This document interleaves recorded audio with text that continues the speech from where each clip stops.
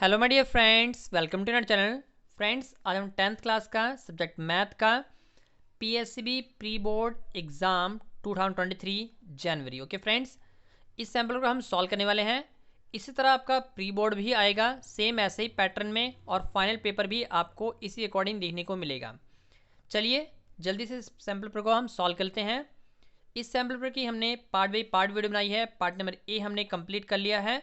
आज हम इस वीडियो में पार्ट नंबर बी के सभी क्वेश्चन को सॉल्व करेंगे। Okay friends, part number B हमारा 2 मार्क्स का है। इसमें जितने भी क्वेश्चन दिए गए हैं हम इन्हें अच्छे से सॉल्व करेंगे।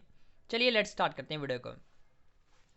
देखते हैं, ये जो सैम्पल पेपर है हमारा पंजाबी मीडियम और इंग्लिश मीडियम में दोनों में दिया हुआ है, तो ये वीडियो आपको पंजाबी मीडियम वालों को भी हेल्पफुल होगी। चलिए लेट्स स्टार्ट करते हैं वीडियो को। पार्ट नंबर ए यहाँ पर है। पार्ट नंबर बी के क्वेश्चन ये रहे जो कि हमने आपको पहले से पढ़ा दिया है। आज हम पार्ट नंबर बी सॉल्व करने वाले हैं। ओके फ्रेंड्स, ये रहा part number B. Okay friends, याद रखिए, अगर आप पार्ट बी पेपर में सबसे पहले करना चाहते हैं, आप ये चाहते हैं कि मैं सबसे पहले पार्ट नंबर बी को सॉल्व करूं, तो याद रखिए क्वेश्चन नंबर 4 लिखकर ही पार्ट नंबर बी सॉल्व कीजिएगा। ऐसा नहीं है कि पार्ट नंबर बी आपने लिख दिया और क्वेश्चन नंबर 1 लिखा, इट मीन्स पार्ट बी का क्वेश्चन नंबर 1। नहीं, बिल्कुल नहीं, ऐसा बिल्कुल नहीं करना है। आपने इस बात का ध्यान रखना है कि पार्ट बी का जो हमारा पहला क्वेश्चन है वो क्या कह रहा है। यहाँ पर देखिए क्वेश्चन नंबर 4 कहा गया है, आप पेपर में क्वेश्चन नंबर 4 ही लिखेंगे।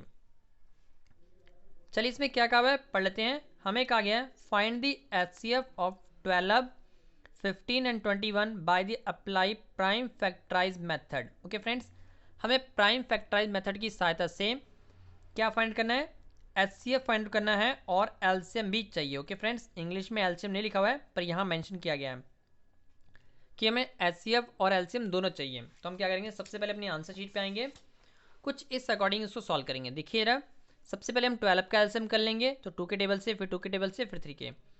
ओके फ्रेंड्स, 12 का अलग से, 15 का भी अलग से, और 21 का भी अलग से। ओके फ्रेंड्स, उसके बाद आपने क्या करना है, 12 के फैक्टर लिखना है। क्या है हमारे पास, 2, 2 और 3, तो हमने यहाँ लिख दिया 2 इंटू 2 इंटू 3। फिर हम लिखेंगे 15 के फैक्टर, तो लिखेंगे फैक्टर ऑफ 15 3 इंटू 5।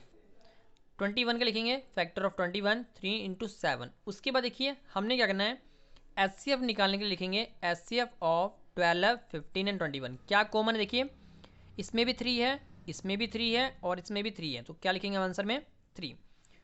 एचसीएफ हमारा कॉमन होता है। ओके फ्रेंड्स, तो वो हमारा आ रहा है 3। उसके बाद आते हैं एलसीएम निकालने के लिए, तो हम लिखेंगे एलसीएम ऑफ 12, 15 एंड 21।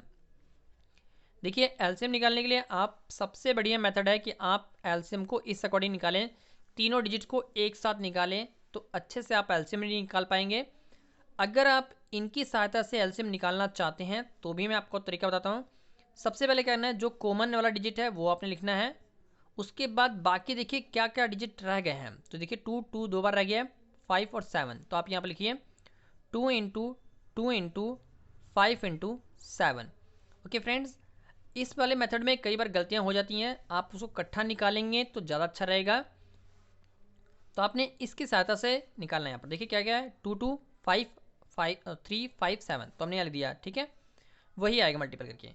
अब हम इनको मल्टीप्लाई करेंगे तो कितना आएगा, 3 को 2 से मल्टीप्लाई किए जितना आएगा, फिर 2 से मल्टीप्लाई किए, फिर उतना आएगा 5 से, फिर 7 से, फाइनली आपके पास आएगा 420। तो फाइनली हमारा क्या होगा, एचसीएफ आएगा 3 और एलसीएम आएगा 420। आई होप ये क्वेश्चन आपको क्लियर हो गया होगा। चलिए क्वेश्चन नंबर 5 को कर लेते हैं। क्वेश्चन नंबर 5 में हमसे क्या कहा हुआ है, हमें कहा गया है find the zero of the quadratic polynomial. हमें कहा है जीरो फाइंड करना है of the quadratic polynomial, x square minus 2x minus का 8। चलिए इसको सॉल्व करते हैं अपनी आंसर शीट पे। जब इसको सॉल्व करेंगे तो कुछ ऐसा सॉल्व करेंगे, ध्यान दीजिएगा। हमने क्या करना है, सबसे पहले अपनी इक्वेशन को लिख लेना है और इक्वल्स टू जीरो अप्लाई कर लेना है। जीरोस फाइंड करने के लिए हम इक्वल्स टू जीरो अप्लाई करते हैं। उसके बाद देखिए सबसे पहला स्टेप, अगर एक्स स्क्वायर के साथ कोई भी कोफिशिएंट लगा हुआ है तो वो आपने लास्ट वाले डिजिट से मल्टीप्लाई करना है। तो जैसे कि हमारे पास कुछ भी नहीं लगा हुआ है तो हम यहाँ एज्यूम करेंगे यहाँ 1 है, और हर बार आपने यही प्रोसेस को फॉलो करना है। कुछ है यहाँ डिजिट तो आपने वो भी लास्ट से मल्टीप्लाई करना है, नहीं है तो 1 एज्यूम करके मल्टीप्लाई करना है। उसके बाद ही आप क्वेश्चन को सॉल्व कीजिएगा। चलिए 8 आएगा, 1 से मल्टीप्लाई करें तो भी 8 आएगा, और 8 का आपने एलसीएम कर लेना है। तो एलसीएम जब करोगे कितना आएगा, 2 आएगा, फिर 2 आएगा और फिर से 2 आएगा। अब हमें देखिए यहाँ पर हमें अपना ऑपरेशन अप्लाई करना है कि जो सेकेंड वाला डिजिट है -2, हमें यहाँ पर ऐड करके या सब्ट्रैक्ट करके 2 बनाना है, और यहाँ जो 8 लिखा हुआ है उन्हीं डिजिट को मल्टीप्लाई करके बनाना है। तो हमारे पास 2 2 2 3 बार 2 है हमारे पास। इनको हम कैसे यूज़ करें, तो हम क्या करेंगे, पहले 2 को मल्टीप्लाई कर लेंगे, कितना आएगा 4, और दूसरे वाले क्या करेंगे, लिख लेंगे यहाँ पर साइड में। ओके फ्रेंड्स, अब ध्यान दीजिए यहाँ पर ट्रिक क्या अप्लाई करनी है अपने। अगर मैं 4 में 2 प्लस कर लूँ तो कितना बनेगा, 6 बनेगा, जो कि मुझे चाहिए नहीं। तो यही 4 को मैं फिर से लिखूंगा और फिर 2 लिखूंगा। अगर 4 में 2 माइनस कर लूँगा क्या आएगा, 2 आएगा। बच्चों को यही चीज़ बनानी क्लियर नहीं होती है कि उन्हें क्लियर नहीं होता कि ये जो फैक्टर बन रहा है नीचे वो कैसे बन रहा है। तो देखिए ये ऑपरेशन होते हैं, इन ऑपरेशन से गुजरना पड़ता है। अगर एक बार आप सीख गए तो आपको दिक्कत नहीं आने वाली फैक्टर बनाने में। चलिए फिर और करते हैं। 4 में 2 माइनस करेंगे तो आएगा 2 आएगा। तो हमें क्या चाहिए, -2 चाहिए। अब हम क्या करेंगे, अगला ऑपरेशन लगाएंगे। अब की 4 को माइनस करेंगे और 2 को प्लस रखेंगे। तो आंसर कितना आएगा, 4 में से 2 माइनस किया तो आएगा 2, वो भी माइनस का। तो देखिए फाइनली मिल गया। अगर ये भी ना होता तो हम एक और ऑपरेशन लगाते हैं, 4 भी माइनस का और 2 भी माइनस का, तो कितना आएगा, -6। ये 4 फंडामेंटल यूज होते हैं यहाँ पर फैक्टर तोड़ने के लिए। ओके फ्रेंड्स, इनको अगर आपने एक बार पढ़ लिया, अच्छे समझ लिया, तो आप फैक्टर बनाने में कामयाब हो जाएंगे। चलिए अगर इनसे भी ना आता तो हम क्या करते हैं, 3 डिजिट को इकट्ठा लेते हैं और इस 1 का भी यूज़ करते हैं। किसी अनदर क्वेश्चन में ये भी मैं आपको क्लियर करके दिखाऊंगा। ओके फ्रेंड्स, अभी हम क्या करेंगे, -4 और 2 यूज़ करेंगे। तो यहाँ लिखा मैंने -4 और 2। देखिए यहाँ पर x लगा हुआ है तो यहाँ पर 4x माइनस का, यहाँ पर 2x माइनस का। एक बात खास ध्यान रखिएगा, ये 1 ही मल्टीप्लाई नहीं होता, x² भी साथ में मल्टीप्लाई होता है। देखिए कैसे, अब मैं आपको और क्लियर करता हूँ। 4x लगा लीजिए और यहाँ पर 2x लगा लीजिए, कितना आएगा सॉल्व करके, -2x। अब इन्हीं को मल्टीप्लाई करके मुझे 8 बनाना है। तो कैसे 8 बनेगा, अगर आप 4x और 2x था, सॉरी इसको रेस करते हैं हम, ये जो 2 पॉजिटिव था तो अब क्या करेंगे 2 पॉजिटिव। Okay friends, 2 positive. चलिए मल्टीप्लाई करते हैं, कितना बनेगा हमारे पास, सॉल्व करेंगे तो ये हमारे पास बन के आएगा -8x²। मल्टीप्लाई कर देखिए, तो यही मैंने कहा ना, जो भी डिजिट यहाँ लगा होता है पूरा लास्ट वाले से मल्टीप्लाई होता है। यहाँ दिख रहा है आपको 8, बट वो वाकई में लिखा हुआ है 8x² लिखा हुआ है। देखिए जैसे कि हमारा भी यहाँ बन चुका है। नॉर्मल टीचर पढ़ाते टाइम ये चीज़ नहीं ध्यान देते हैं और सीधे सीधे पढ़ाते हैं कि जी प्लस करके हमें ये चाहिए और मल्टीप्लाई करके 8 चाहिए, पर एक्चुअल में 8x² चाहिए होता है हमें। चलिए और मैं आपको नहीं कन्फ्यूज़ करने वाला और क्लियर करता हूँ इसको। अब देखिए यहाँ से क्या करेंगे, हम x कॉमन लेंगे। इसमें देखिए x² लिखा हुआ है, यहाँ पर 4x लिखा हुआ है। जब आप इसको तोड़ेंगे तो क्या टूटेगा, x² को तोड़िए आप जरा, x इंटू एक्स, और 4x को तोड़िए कितना आएगा, तो वो बनेगा मेरे पास 4 इंटू एक्स लिख लो या 2 इंटू 2 लिख के x लगा लो। तो चलिए हम 4 लिख लेते हैं, दोनों में कॉमन क्या आ रहा है, देखिए x कॉमन आ रहा है। तो ये चीज़ आपने बाहर लिख लेनी है। ऊपर वाले में क्या बचेगा, x, तो ये x हम अंदर रख लेंगे। पीछे वाले में क्या बचा, तो 4, तो 4 हम यहाँ लिख लेंगे। बीच में क्या था, माइनस, तो माइनस यहाँ लिख देंगे। ओके फ्रेंड्स, आई होप ये आपको क्लियर हो गया होगा। अब हमने क्या करना है, जो हमारा ब्रैकेट में बचा हुआ डिजिट है, ये जो ब्रैकेट में बना हुआ डिजिट है, वही हमने यहाँ लिखना है, x-4। फिर क्या करना है, x को मैं किससे मल्टीप्लाई करूँ कि मेरा 2x बन जाए। तो याद रखिए उसी अकॉर्डिंग आप अगर यहाँ दिमाग नहीं लगा पा रहे हैं तो यहाँ दिमाग लगाइए। 4 को मैं किससे मल्टीप्लाई करूँ, 8 बने, तो सीधा सीधा दिमाग चल जाएगा 2 से, तो हम यहाँ 2 से मल्टीप्लाई करेंगे। ओके फ्रेंड्स, एक बात और ध्यान रखना है, जब मैं 2 को x से मल्टीप्लाई कर रहा हूँ तो यहाँ पर 2x पॉजिटिव आ रहा है, तो मुझे प्लस के 2 से मल्टीप्लाई करना पड़ेगा। इस बात का भी ध्यान रखिएगा। फैक्टराइज ऐसे ही की जाती है, इनको समझने के लिए इन सभी चीज़ों से गुजरना पड़ता है। ओके फ्रेंड्स, एक बार आपको क्लियर हो गया, दोबारा दिक्कत नहीं आने वाली, टेंशन ना लीजिए। अब हमने क्या करना है, =0 अप्लाई करना है। फिर उसके बाद इसके बाद का स्टेप क्या करना है, देखिए -x-4 और x-4 दोनों ही ब्रैकेट में है। सबसे पहले आपने उठा के यहाँ ले देना है। फिर क्या करना है, बाहर वाला x और ये प्लस वाला 2, दोनों को एक ब्रैकेट में ले देना है। ओके फ्रेंड्स, ऐसे =में 0। उसके बाद हम क्या करेंगे, यहाँ से x-4 और x+2 को =2 के 0 इक्वेट करेंगे। तो लाइन बनाकर हम लिखेंगे x-4 = 0, x+2 = 0। यहाँ से ये 4 माइनस का है, राइट हैंड साइड जाएगा, तो ये क्या आएगा, 4 प्लस का हो जाएगा। 0 में 4 प्लस कर लूँ या माइनस कर लूँ तो भी कोई दिक्कत नहीं है, 4 ही बनने वाला है। यहाँ पर देखिए 2 पॉजिटिव है, इस साइड जाएगा तो 2 नेगेटिव हो जाएगा। सिंपली x की वैल्यू क्या आएगी मेरे पास 4 और माइनस का 2। आई होप ये क्वेश्चन आपको क्लियर हो गया होगा। किसी भी तरह की दिक्कत आती है हमें कमेंट कर दीजिए, हम उसको सेपरेट वीडियो बनाकर आपको दे देंगे। ओके फ्रेंड्स, चलिए आई होप ये आपको कंसेप्ट क्लियर हो गया होगा। नहीं क्लियर हुआ तो आप वीडियो को रिवाइंड करिए, फिर से देखिए, और फिर भी क्लियर नहीं हुआ तो मुझे कमेंट कर दीजिएगा। ओके फ्रेंड्स, चलिए अगला क्वेश्चन करते हैं। Question number 6। क्वेश्चन नंबर 6 में हमसे क्या कहा हुआ है, हमें कहा गया है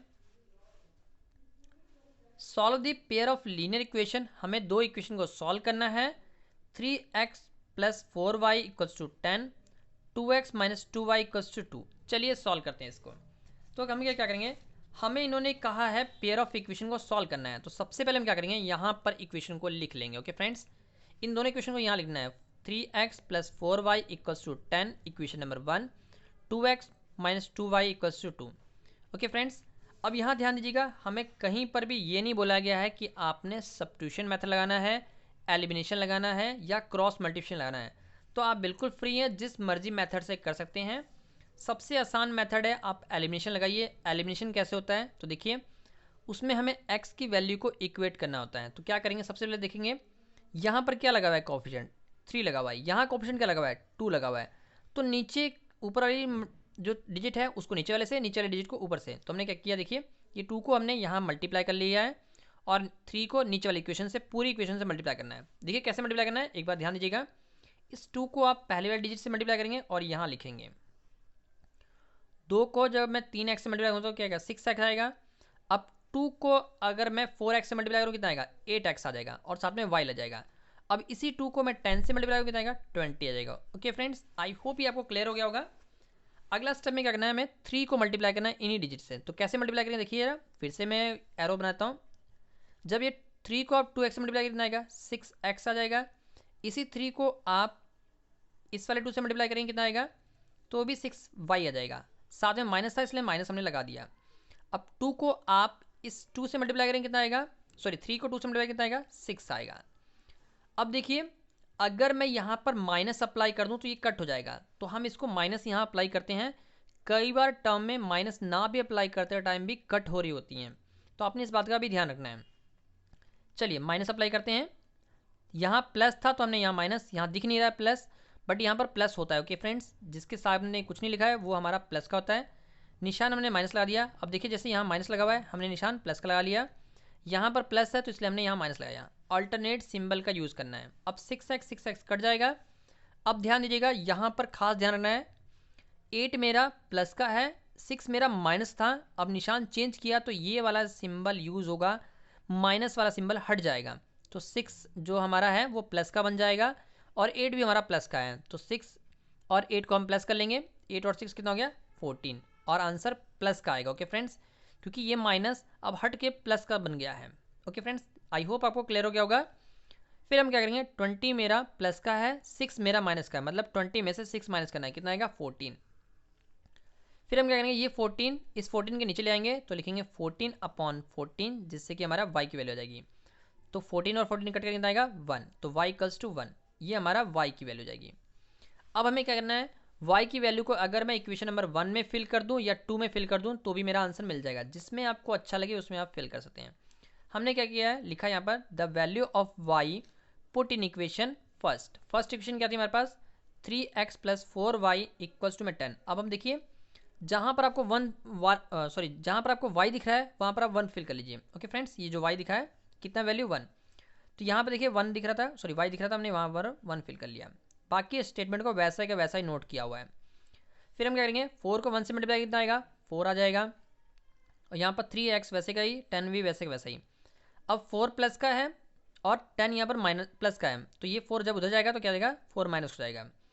तो 10 माइनस 4 कितना आएगा 6, और ये 3x वैसे का वैसे चल रहा था। अब हमने क्या करना है, ये जो 3x लिखा हुआ है इसको नीचे 6 के नीचे ले जाएंगे, जिससे कि कट करेंगे कितना आएगा 2 आ जाएगा। तो x की वैल्यू 2 और y की वैल्यू 1, यही हमारा सोल्यूशन आएगा।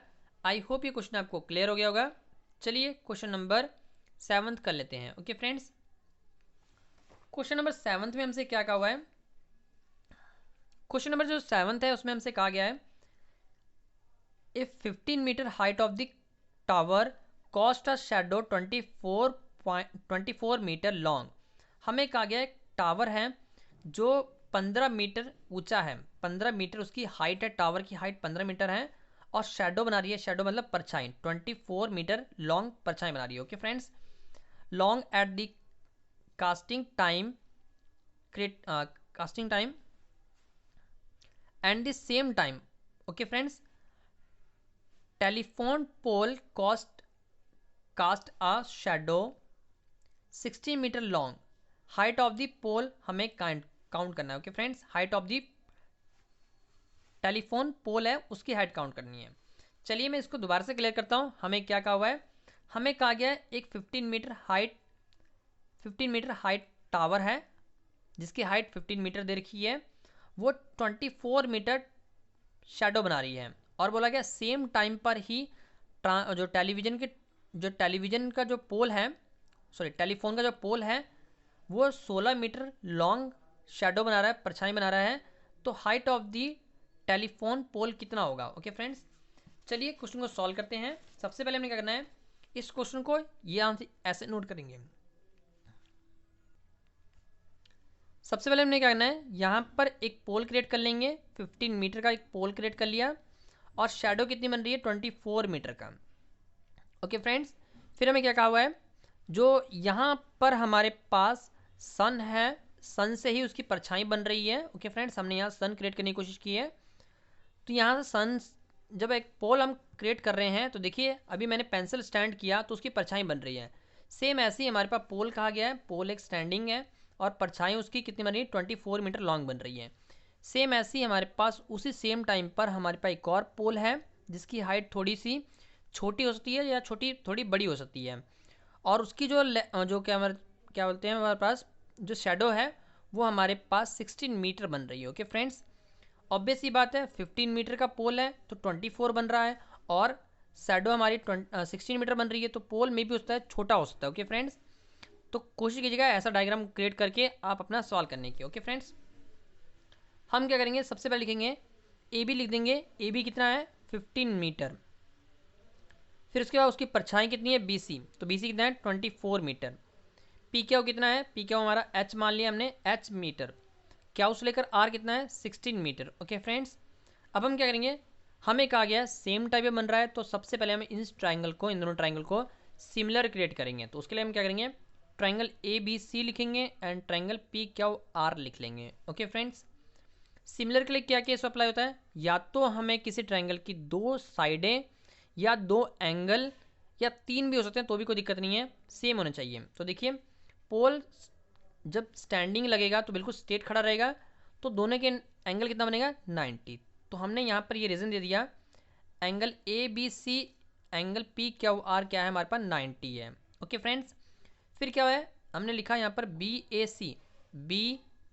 सी यहाँ वाला एंगल। ओके फ्रेंड्स, और क्यू पी आर ये वाला एंगल। ओके फ्रेंड्स, ये दोनों ही एंगल सेम बन रहे हैं, मतलब जो थीटा बन रहा है यहाँ पर वो सेम बन रहा है। क्यों, क्योंकि जो सन हमारा है सेम ही पॉइंट पर सेम टाइम पर बन रहा है। पोल मानते हैं यहाँ से हम एक सन या रोशनी डाल रहे हैं किसी बड़े ऑब्जेक्ट पर, यहाँ किसी छोटे ऑब्जेक्ट पर, तो सेम ही एंगल दोनों पे क्रिएट होगा। ओके फ्रेंड्स, ये कहा गया है। तो हमने क्या लिखा, एंगल ये दोनों को यहाँ पर गिवन में रख लिया है कि हाँ जी सेम टाइम में बन रहे हैं तो ये दोनों इक्वल ही बनेंगे। उसी अकॉर्डिंग अगर इक्वल बन रहे हैं तो उसकी जो ये वाला एंगल है, ये वाला एंगल ये भी सेम ही बनेगा। तो हम क्या लिखेंगे, बी सी ए और Q R P, B C A Q R P ये भी हमारा सेम बनेगा, ये भी हमें गिवन ही है। ओके फ्रेंड्स, जितना एंगल यहाँ बनेगा इस वाले पे उतना ही एंगल यहाँ बनेगा, क्योंकि जो हमारा सन है वहीं पर स्टैंड है, उसी एक टाइम के ड्यूरेशन में ये काउंट किया जा रहा है। तो देखिए इस केस से क्या हुआ, ट्रायंगल ए बी सी और ट्रायंगल पी क्यू आर हमारा क्या होगा, एंगल सिमिलरिटी के थ्रू ये हमारा सिमिलर हो जाएगा। अब जब सिमिलर हो जाएगा ट्रायंगल तो क्या हो गया, उनकी जो साइडों का जो रेशो है, ए बी का रेशो पी क्यू से, बी सी का रेशो क्यू आर से, तो हम यहाँ लिखेंगे देखिए ए बी ये रहा ए बी और पी क्यू ये रहा पी क्यू, इन दोनों का रेशो आपस में इक्वल होगा, और सेम एज बी सी नीचे वाला बी सी और ये क्यू आर। ओके फ्रेंड्स, ये दोनों आपस में अपॉन में होंगे। फिर हम क्या करेंगे, ए बी कितना है हमारे पास 15 मीटर, पी क्यू कितना है h है, बी सी कितना है 24 centimetre sorry metre, Q R कितना है वो हमारा 16 मीटर। तो यहाँ पर हम 16 लिख देंगे। ओके फ्रेंड्स, अब इसकी बात करेंगे थोड़ा सा यहाँ पर और सॉल्व करेंगे क्रॉस मल्टीप्लाई करके। कैसे करना है चलिए आइए करते हैं। हम क्या करेंगे, यहाँ पर देखिए क्रॉस बाई मल्टीप्लाई होगा ऐसे ऐसे, तो यहाँ पर 15 इंटू 16 लिख लेंगे और इधर से करेंगे तो 24 इंटू एच लिख लेंगे। ओके फ्रेंड्स, अब क्या करेंगे 24 यहाँ से नीचे लाकर डिवाइड कर देंगे, 15 और 16 को मल्टीप्लाई करेंगे और यहाँ पर 24। अब हम इसको कट करेंगे, देखिए कट कैसे करना है, 3 के टेबल में कट करिए, 3 5 द 15 और यहाँ से कट कीजिए 3 8 द 24। अब इस 8 को 16 से कट कर लीजिए 2, तो 10 और 2 को मल्टीप्लाई करेंगे कितना आएगा 5 और 2 को मल्टीप्लाई कितना आएगा 10, तो फाइनली यहाँ 10 ले देंगे, h यहाँ पर है। तो फाइनली हमारे पास हाइट क्या आएगी पोल की, अगर हमारी ये पोल है यहाँ पर लगा हुआ है, इसकी हाइट अगर 10 मीटर होगी तो उसकी शेडो हमारे पास 16 मीटर बनेगी। ओके फ्रेंड्स, आई होप ये दोनों क्वेश्चन आपको क्लियर हो गया होगा। क्वेश्चन में हमसे कहा गया था कि 15 मीटर अगर हमारा पोल है तो हाइट जो शेडो बन रही है, परछाई बन रही है, वो 24 मीटर बन रही है।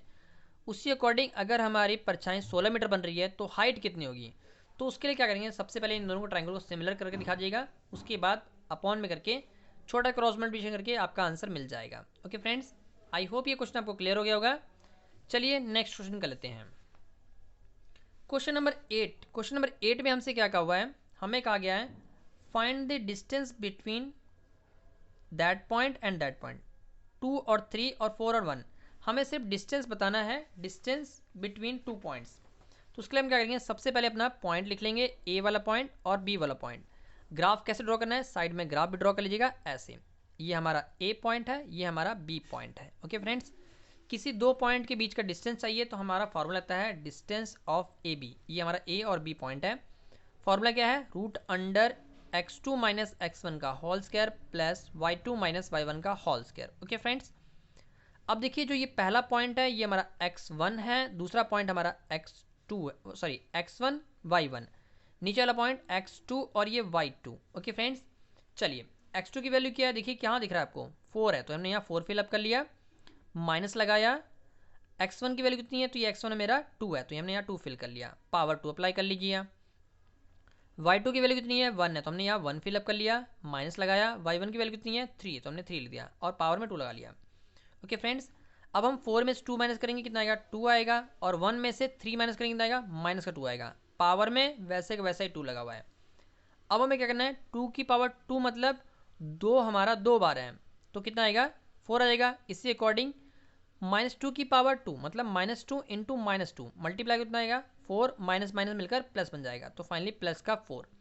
इन 4 को ऐड करके कितना आएगा 8 आ जाएगा, रूट में 8। इच्छा हो तो इसी को आंसर ले दीजिए या तो और सॉल्व कर लीजिए। चलिए हम और सिखाते हैं आपको। 8 का आप एलसीएम करेंगे, कितना करेंगे एलसीएम, कितना आएगा, ये 3 बार हमारा 2 2 बन जाएगा, तो 2 का पेयर बन जाएगा, जिसका जोड़ा बन जाता है वो हम बाहर रखते हैं और जिसका जोड़ा नहीं बनता है उसको हम अंदर रखते हैं। तो थोड़ा यहाँ छोटा सा मिस्टेक हो गया है, क्या करेंगे यहाँ पर अंदर में लिखेंगे हम यहाँ पर 2 लिखेंगे। ओके फ्रेंड्स, क्या लिखेंगे 2 ले देंगे अंदर में, जिसका पेयर नहीं बना है वो अंदर रहेगा और जिसका पेयर बन गया उसका एक डिजिट बाहर रखा जाएगा। तो finally distance of A B क्या आएगा 2√2 यूनिट। यूनिट लिखना बहुत जरूरी है। ओके फ्रेंड्स, आई होप ये क्वेश्चन भी आपको क्लियर हो गया होगा। चलिए नेक्स्ट क्वेश्चन करते हैं, क्वेश्चन नंबर 9। क्वेश्चन नंबर 9 हमारा नेक्स्ट पेज पे है, चलिए इसको रोटेट कर लेते हैं हम नेक्स्ट पेज। क्वेश्चन नंबर 9 में हमसे क्या कहा हुआ है, तो ये रहा क्वेश्चन नंबर 9। इसमें हमसे कहा गया है find the area of sector of the circle with the radius 6 centimetre and the angle of sector is 16 degree. Okay friends, हमें कहा गया है कोई एरिया ऑफ सेक्टर बन रहा है जिसका रेडियस हमारे पास सर्कल का रेडियस 6 सेंटीमीटर है और एंगल ऑफ सेक्टर कितना है 60 डिग्री है। तो हम क्या करेंगे, सबसे पहले इसको अपनी आंसर शीट पर कुछ ऐसा लिखेंगे, रेडियस ऑफ सर्कल 6 सेंटीमीटर, और हम क्या करेंगे रफली डायग्राम ड्रॉ जरूर करेंगे। ओके फ्रेंड्स, जरूरी नहीं आप कंपास से बिल्कुल परफेक्टली बनाएं, सर्कल हम ड्रॉ करेंगे जिसका हमने रेडियस यहाँ पर 6 सेंटीमीटर रख लिया है। उसके बाद लिखेंगे एंगल ऑफ सेक्टर। तो सेक्टर कैसा होता है, देखिए पहले तो 60 डिग्री बना लीजिए लाइन पर, तो ये 60, तो ये देखिए जितना ये बन रहा है इसी को सेक्टर कहते हैं। ओके फ्रेंड्स, सर्कल का वो छोटा सा टुकड़ा जिसको हम सेक्टर कहते हैं, ये हमारा माइनर सेक्टर होता है। ओके फ्रेंड्स, माइनर सेक्टर, और ये हमारा होता है मेजर सेक्टर। तो हमें उससे मतलब नहीं है, हमें सिर्फ 60 बताना है। माइनर क्या है, माइनर सेक्टर हमारा एंगल कितना है 60 डिग्री है। तो एरिया ऑफ सेक्टर क्या आएगा, theta by 360 pi r square. ये फार्मूला है ना अपने एरिया ऑफ सेक्टर पता करने के लिए। अब हमारे पास थीटा कितना है 60, तो हमने यहाँ 60 फिल कर लिया, अपॉन में 360, पाई की वैल्यू 22/7। अगर आपको पाई की वैल्यू अलग से बोला गया है तो आप वहाँ पर जो कहा जाएगा उसी को हम अप्लाई करेंगे। अब हम क्या करेंगे, आर हमारा कितना है 6 है, तो हमने 6 2 बार ओपन कर लिया है। फाइनली इसको आप कट करेंगे, चलिए कट करके दिखाते हैं आपको। 0 से 0 कट कर लेना पहले, तो 6 से इसको कट करेंगे कितना आएगा 6 आएगा यहाँ पर 36 पे। इस 6 से हम इस 6 को कट कर लेंगे, फाइनली 22 और 6 बनेगा, बचेगा हमारे पास। इन दोनों मल्टीप्लाई कितना आएगा 132 और अपॉन में 7। यही हमारा आंसर आएगा। एरिया ऑफ सेक्टर 132 अपॉन में 7 सेंटीमीटर स्क्वायर लगाना मत भूलिएगा। ओके फ्रेंड्स, आई होप ये क्वेश्चन भी आपको क्लियर हो गया होगा। चलिए क्वेश्चन नंबर 10 करते हैं। क्वेश्चन नंबर 10 में हमसे क्या कहा हुआ है, हमें कहा गया if sine A 3/5 find the value of cos A.